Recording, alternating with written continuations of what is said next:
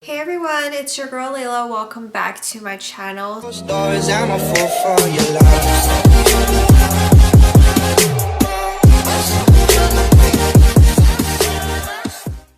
I actually got this video idea from Leisha, aka xmarkage, aka OG YouTuber that I used to watch back in like 2009.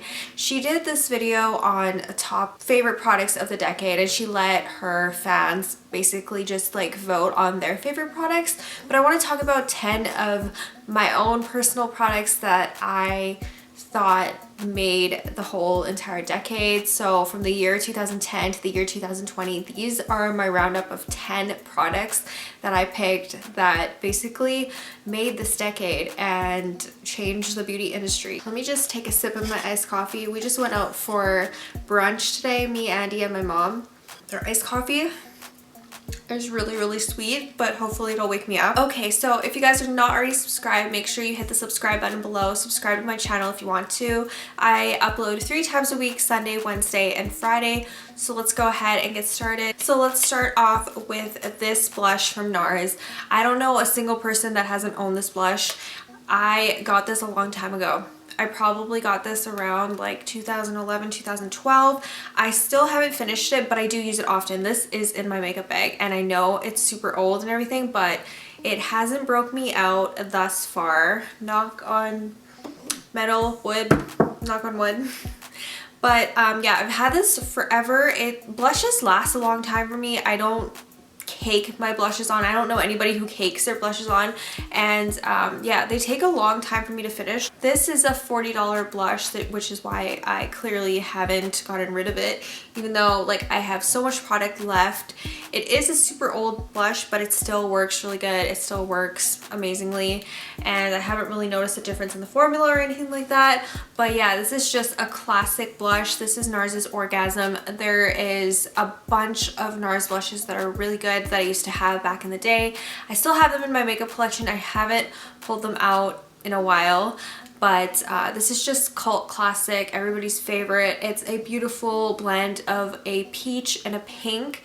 It's the perfect combo, like the perfect mix of peach and pink. It's everything that you want in a blush, and then some. It also has this beautiful gold shimmer to it.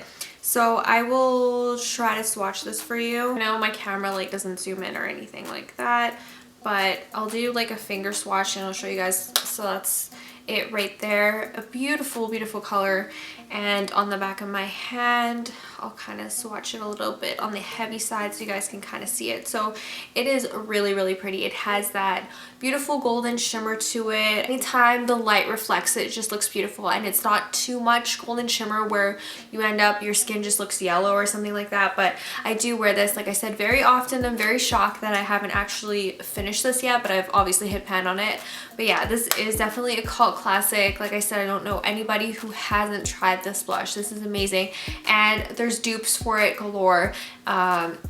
There's one by e.l.f. There's a blush duo that has this same kind of color, and yeah, a lot of brands have definitely tried to copy NARS's Orgasm, but I think that this is just the cult classic OG, the best one in my opinion. So that's my first life-changing product of the decade, makeup wise anyways. The next one is the liquid matte lipsticks. So I have two in particular. I know a lot of people have discovered matte liquid lipsticks through ABH, Anastasia Beverly Hills, but for me personally, the first one that I ever really tried was Kylie's. Actually, no, Lime Crime. Lime Crime was the first one I ever tried, and then I tried Kylie's. So I just wanted to include two of my favorite formulas in here. So I do have the Kylie matte liquid lipstick here. This is one of my favorites. This is 20, and this is actually what I'm wearing in my profile pic. So like my Google profile pic / YouTube profile pic. This is the color I'm wearing. So I love this color. This is just a perfect, like almost like terracotta nude color. Not really nude, it's more of like a neutral on me personally, but I think if you were a little bit darker than me, it might be a little bit of a, just a little bit of a deeper nude. It's really pretty. And then I also picked Jeffree Star. So this is just one in his special packaging, but his regular packaging is pink. but this is called Jeffrey Who, and this is what I wear in a lot of my videos actually. So I just like this one for filming. It just looks really good on camera. So these two are my two favorite formulas as far as liquid matte lipsticks go, and I also really like the Huda Beauty one. But anyways, like talking about OG formulas, like the first ones that I've ever really discovered in my personal collection has been Kylie and Jeffree. I just love these two a lot. They're pretty different in formulation. Jeffree's is more of like a moussey consistency, while like Kylie's is more like liquid, but they both do an amazing job, last all day long, and I wear them very, very often. So I love these, and definitely matte liquid lipsticks are probably one of the top products of this decade, just because we did have liquid lipsticks beforehand, like in the, you know, like 2008, like that kind of era, but they were just, you know, the ones from MAC that had, or MAC, not just MAC, CoverGirl had them too. So they had like one side that was a like almost like a gloss, and the other side was like a long lasting lipstick that would last like freaking all day and the next day, and the formula was just so drying and so like staining and sticky and everything like that. I just remember those ones from back then. So matte liquid lipsticks have definitely come a long way from how they were before, and yeah, so definitely my personal favorite product of the decade has been liquid lipsticks, because I really haven't gone back. I used to wear lip gloss all the time, and honestly I don't wear lip gloss that often, except for one, and that is Fenty Beauty's Gloss Bomb. So this one right here, I just put everything back in its box apparently, but this is the Fenty Beauty Gloss Bomb, and I have the color Fussy. I used to own the original, I forget what it's called. I think it's like a peachy neutral type color. I forget what it's called. I think it's called Universal Glow or something like that. But this one is the more pinkier version. I do really like the original as well. That one is really nice over anything. It's very like warm tone, and it just really goes good with my skin tone. But I decided to try Fussy this time around because everybody was like hyping this one up. It is also really good. I think this one is a little bit more versatile just because it's not so warm tone. You can just put this on top of everything. You can put this on top of a warm tone lipstick. You can put it on top of a cool tone lipstick. It'll just look good over everything and anything. And this gloss is definitely another one of those products of the decade that everybody just loves. This gloss is bomb. And honestly, when Rihanna first launched her line, I think that was 2017, I saw the gloss and I'm like, okay, that's nothing special. I don't really want to try it. But I got it in a set and I fell in love. Like, it's such a good formula. It's not sticky. It lasts pretty long. Like, it lasts around like maybe the 3-hour range, and then you kind of have to reapply it, but it's just so good. Like, it's not sticky. It's glossy, like super, super glossy. It makes your lips look really juicy and healthy, and it's just an awesome formula. If you guys haven't tried the Gloss Bombs from Fenty Beauty, oh my gosh, it's like a life changer. It's one of the only lip glosses that I personally love. So I can definitely tell you guys I really love this product. The next life-changing product of the decade, oh my gosh. This is the original Naked palette, and it's kind of crazy how long I've had this for. So I got this right when it first launched. So what was it, 2010? Isn't that crazy? I've had this for that long. I haven't used this in a couple years. It's still in my collection though, because it's just, you know, it's classic, and I probably actually would still use it because I still have a lot of product left. I've definitely used this a lot. Like, I've hit pan on the transition shade right there, and as you can see, a lot of the colors are dented and well used. And oh my gosh, this palette, it just brings back so many memories. I used to wear this to college like all the freaking time, and my favorite color was definitely Toasted, which was this one for like a lid color, and then Sin, which is like a more like pinky champagne color on days where I wanted to go a little bit lighter on my makeup. But honestly, this was a life changer because before there wasn't any like real palettes other than like the Urban Decay Book of Shadows. So this brand, Urban Decay, they definitely were like my gateway into makeup. I started out with the Book of Shadows at Sephora. That was like my first palette ever. So then this released in 2010, and it was just honestly, no brand had really anything like this. There wasn't just a neutral palette with this many neutral shades other than like the 88 neutral palettes and stuff like that from Coastal Scents. You guys remember those?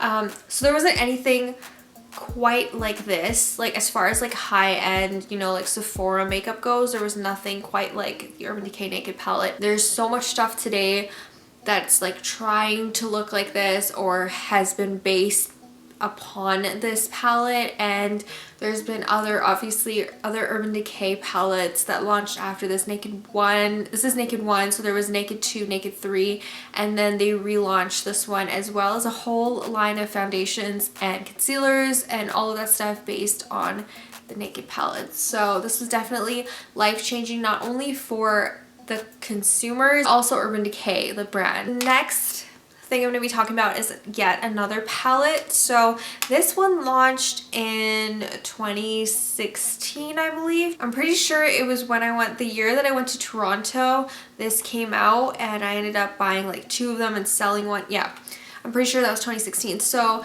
this, if you guys recognize this is the Too Faced Sweet Peach eyeshadow palette. So it is beautiful. I, again, haven't used this in a couple years, probably since like 2018. I have just tried other things. Honestly, this palette launched like multiple peach collections from other companies. This was just like the OG, the original peach palette.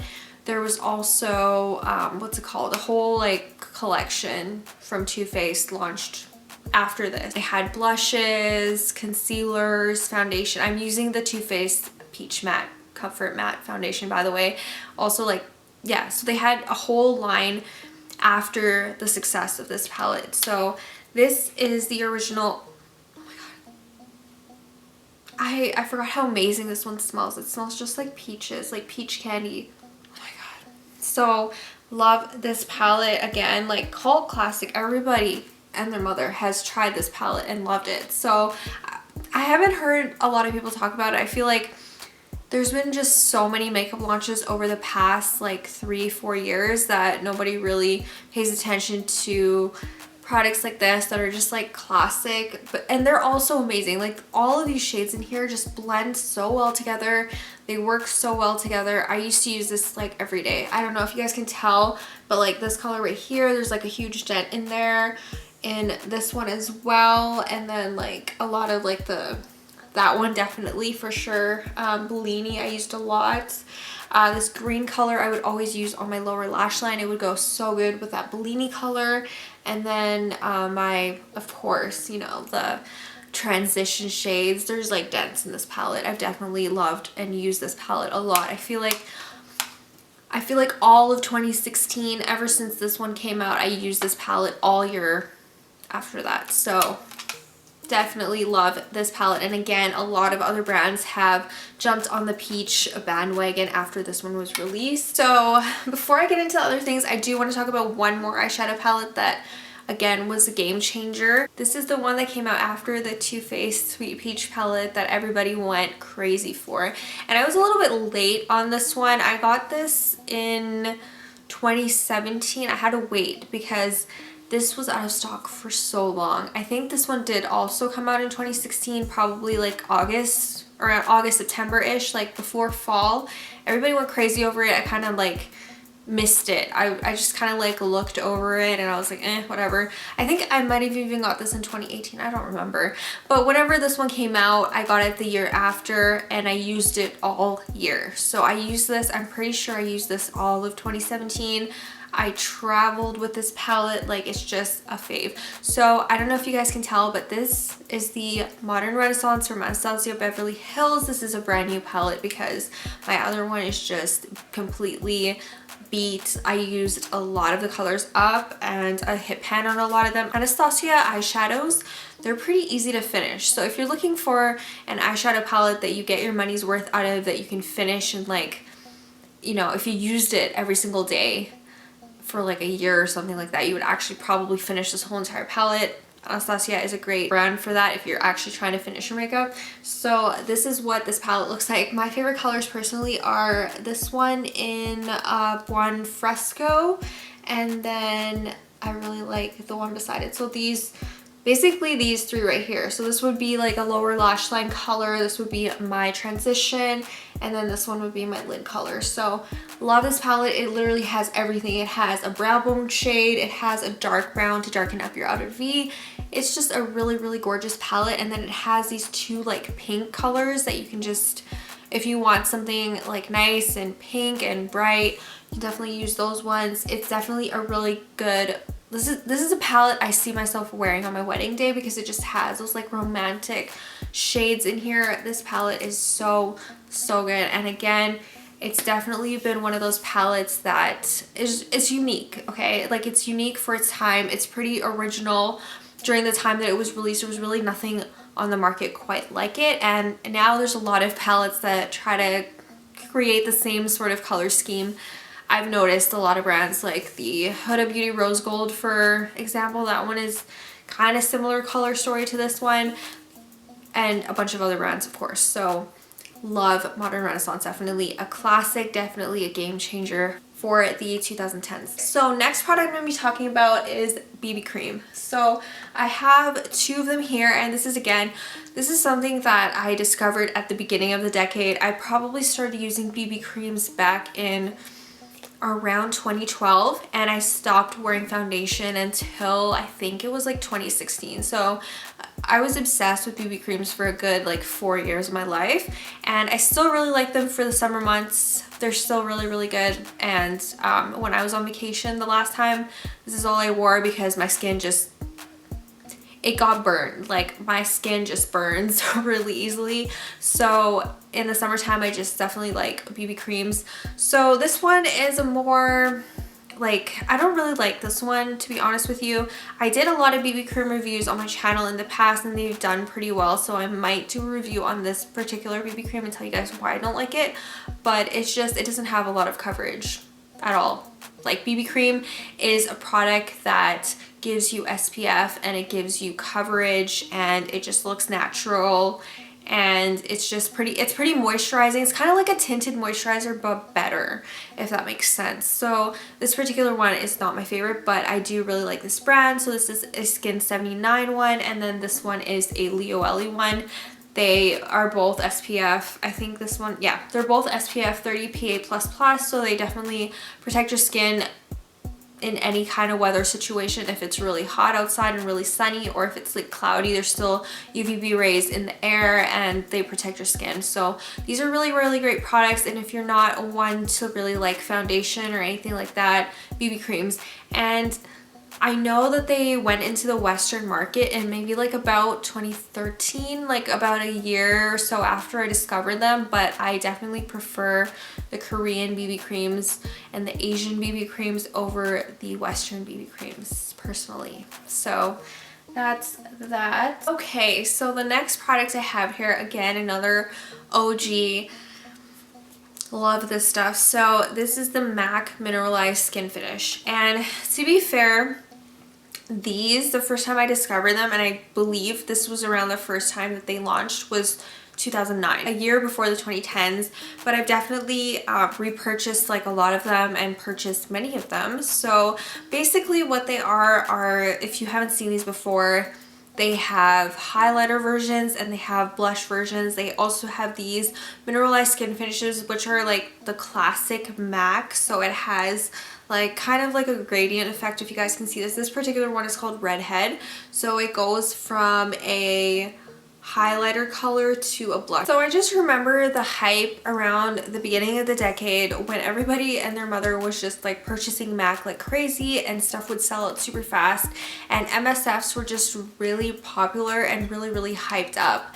And I remember the two in particular, Stereo Rose and Lightscapade. Those two were selling for like $200 on eBay. Everybody was just obsessed with these skin finishes, and for good reason. reason. They were just a really great product, and still a really great product. I just don't use them as much as I used to before. But oh my gosh, I just remember the hype that MAC used to get for like every launch, every collection, and I really miss that. So the last two products in here are highlighters as well. So I definitely grouped these pretty well, I think. I did what's it called, lip products, and then palettes, and then I'm doing highlighters. So I have 2 products left.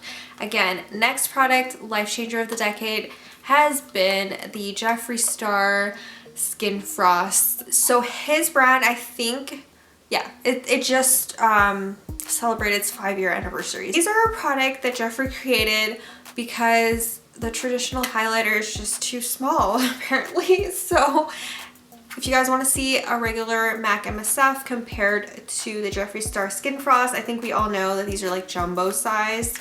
So yeah, pretty huge, right? So this one in particular, this one is called Lavender Snow. It looks like this, and yeah, Jeffree's brand is just well known for its crazy highlighters and just like, you know, you were glowing from the gods, you were glowing, and I don't know, if you're walking on the other side of the street, you could see your glow from the other side of the street. Like it's just, his products are so amazing. I feel like his highlighters are the first ones to just like, I don't know, to glow, like out of this world, celestial glow on your face. Like he, I feel like, started that whole highlighter trend in my opinion. But yeah, so these are amazing, and they're definitely one of his like cult classics from his brand. Then the very last thing I have in this video is the Anastasia Beverly Hills Glow Kits. So this one in particular is Moonchild, and these are just, they were super hyped up when they first released. So I feel like people still really love these, and I personally still really love these. So this one in particular is one of my favorites.